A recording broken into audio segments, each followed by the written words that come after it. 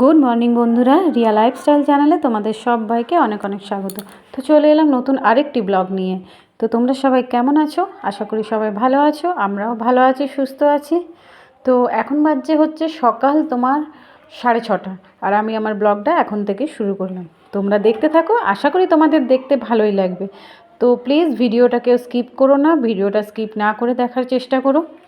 তো চলো, এই যে সকাল সকাল ঘুম থেকে উঠে আমি সোজা একদম নিচে চলে এসেছি।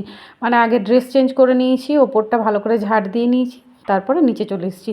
নিচে এসে দেখো প্রথমেই আমি একদিকে মামামের খাবার বসিয়ে দিয়েছি, আর আরেকদিকে তোমার আমার শাশুড়ি মায়ের জন্য চা বসিয়ে দিয়েছি।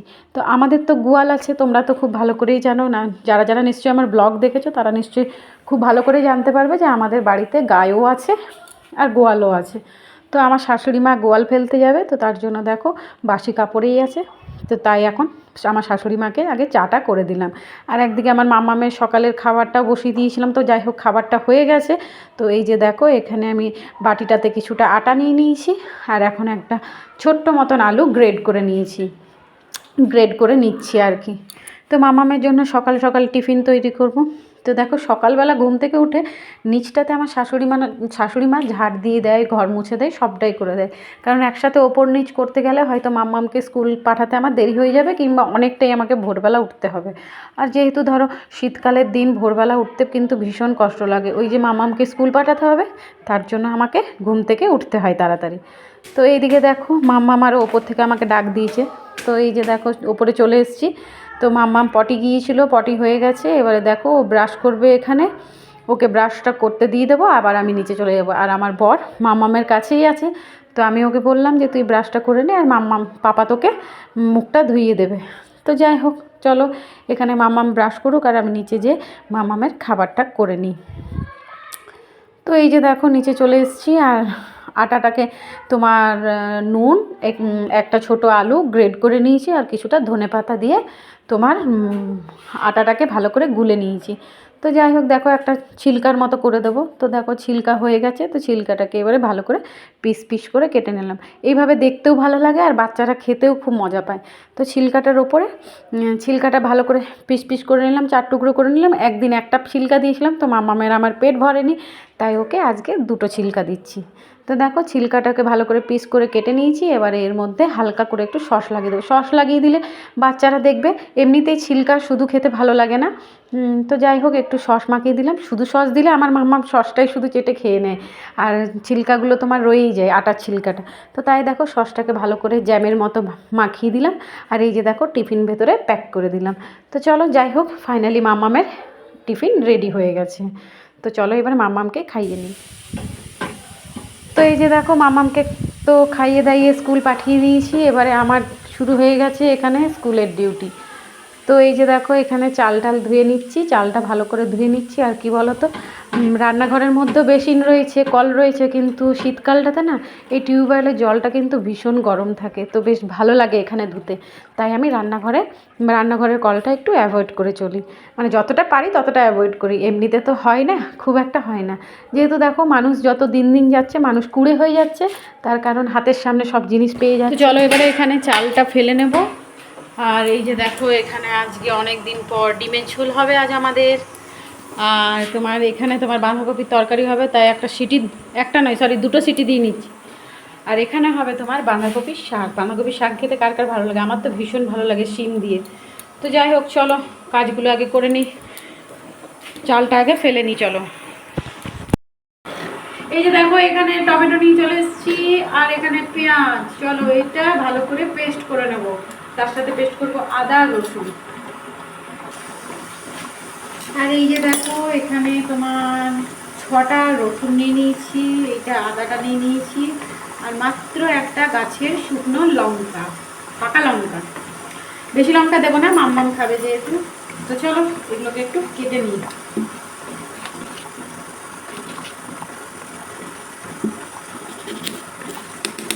ভীষণ ঠান্ডা পড়ে গেছে, আর চারিদিকে এখন আওয়াজ শুনতে পাচ্ছ, একদিকে সিটি করছে প্রেশার কুকারে, আর একদিকে তোমার ডিম সেদ্ধ হচ্ছে। তো তাই তো চলো এগুলোকে মিক্সারে পেস্ট করে নিই।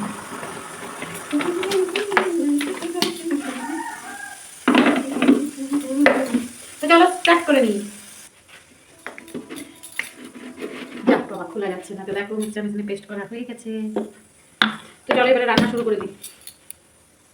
তো এদিকে দেখো বন্ধুরা, আমার বর চলে এসছে, মামামকে দিয়ে এসছে স্কুলে, আর দেখো বাজারও করে নিয়ে চলে এসছে। আর ওই যে দেখো শ্বশুরমশাই আমার যাচ্ছে একটু বাজার দিকে, মানে হাঁটতে যাচ্ছে আর কি। তো দেখো একেই তো এত ঠান্ডা পড়েছে, তার মধ্যে এই সব পেশেন্ট আর কি বেশি যদি ঠান্ডা লাগায় কিন্তু খুব মুশকিল। কিন্তু ওই যে শ্বশুরমশাই একটাও কথা শোনে না, মানে যতই বলি না কেন তাও কথা শোনে না। তো যাই হোক, আর এদিকে দেখো আমার বরমশাই কত বাজার করে নিয়ে এসছে, দেখেছো তো? ফুলকপি নিয়ে এসছে, ওরে বাপরে কত বড় কুমড়োটা এনেছে দেখো, আর বাঁধাকপিও নিয়ে এসছে, বাপরে বাপ প্রচুর সবজি নিয়ে চলে এসছে। মানে আসলে একদিনে নিয়ে আসে কি, তাহলে প্রতিদিন আর কি বাজারটা যেতে হয় না। মামামের স্কুল যেদিকে সেদিকে আর বাজারটা নয়, তার উল্টো সাইডে বাজারটা, সেই জন্য। আর এখানে কি এনেছে চলো দেখি। ও বাবা, এই দেখো এখানে তো বিমস নিয়ে এসছে। এবারে শীতকালে কিন্তু প্রচুর সবজি পাওয়া যাবে, তাই না? আর এই যে দেখো ক্যাপসিকামও নিয়ে এসছে। তাহলে মোটামুটি এক সপ্তাহের বাজার আমার বরমশাই করেই দিয়েছে। তো যাই হোক, আর এদিকে দেখো আমার শাশুড়ি মা এখন সবজি কাটতে বসছে, একটু বলতে এই যে বিনসগুলো, ইয়েগুলো তোমার সিমগুলো কাটবে, কারণ বাঁধাকপি শাক হবে, তার জন্য দেখো 2 রকমের সিম ধরেছে আমাদের বাড়িতে। কিন্তু এগুলো এগুলো কিন্তু কিনে আনেনি, এগুলো আমাদের বাড়িতেই ধরেছে। তো যাই হোক চলো, আমার শাশুড়ি মা এদিকে সবজিটা কেটে নিই। আর এই যে দেখো এদিকে আমি বাঁধাকপির তরকারিটা করব। তো বাঁধাকপির তরকারিটার জন্য দেখলাম যে আমার বর ক্যাপসিকাম নিয়ে এসছে, তো তার জন্য দেখো ক্যাপসিকাম দিয়েই ভাবলাম বাঁধাকপির তরকারিটা করি। তো চলো তরকারিটা করে নিই, তারপরে দেখা হচ্ছে। আর দেখো বন্ধুরা, আমি এখন বসে গেছি মাম্মামের একটু মাস্কটা নিয়ে। এই মাস্কটা না, এইগুলো মানে ভীষণ বড়, মাম্মামের থেকে অনেকটাই বড়। তো তাই এখন কি করব, এই যে এই জায়গাটা একটু ভালো করে সেলাই করে দেবো। সেলাই করে দিলে কি ছোট হয়ে গেলেও ভালো করে পড়তে পারবে, ওই জন্য। তো এই যে দেখো বন্ধুরা, ছুঁচ সুতো রেডি করে নিয়েছি। তো চলো এবারে একটু মাস্কটা একটু সেলাই করে নিই। বেশি সেলাই করবো না, আরও ছোটো যদি হয়ে যায় তো টান হয়ে যাবে।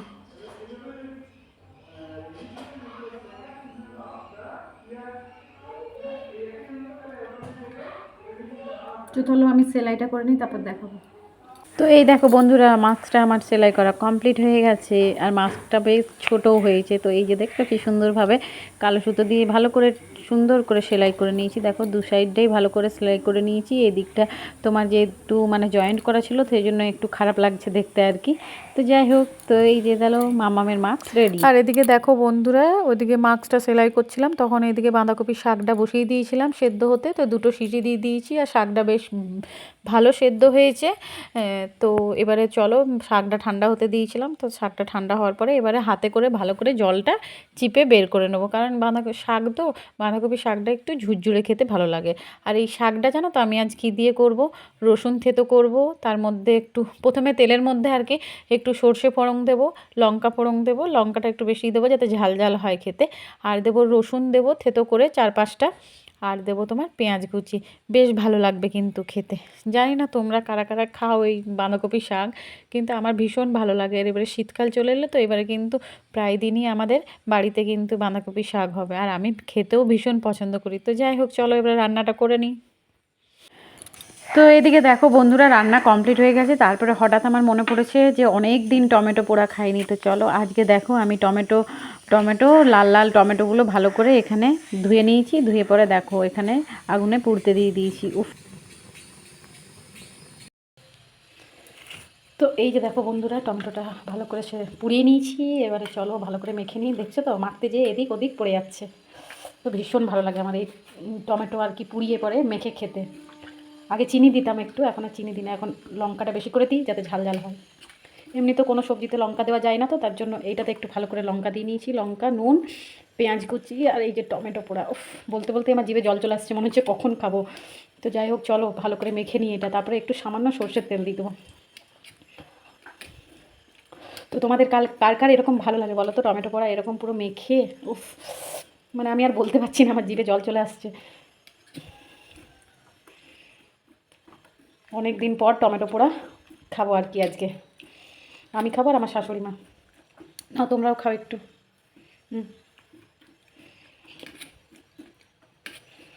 অনেক দিন পর মানে কি বলবো আর। তো যাই হোক চলো মাখা হয়ে গেল, এর মধ্যে হাতটা ধুয়ে নিই আর সর্ষের তেল দিয়ে দেবো একটু।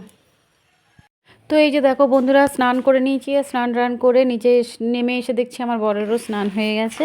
তো তাই দেখো এখানে খাবার খেতে দিয়ে দিয়েছি, আমার বরকেও দিয়ে দিয়েছি আর আমিও নিয়ে নিয়েছি। তো চলো দেখাই কি কি খাবার হয়েছে। টমেটো চাটনি, টমেটো পোড়া, ডিমের ঝোল, এই যে পায়েস, বাঁধাকপির শাক আর বাঁধাকপির তরকারি।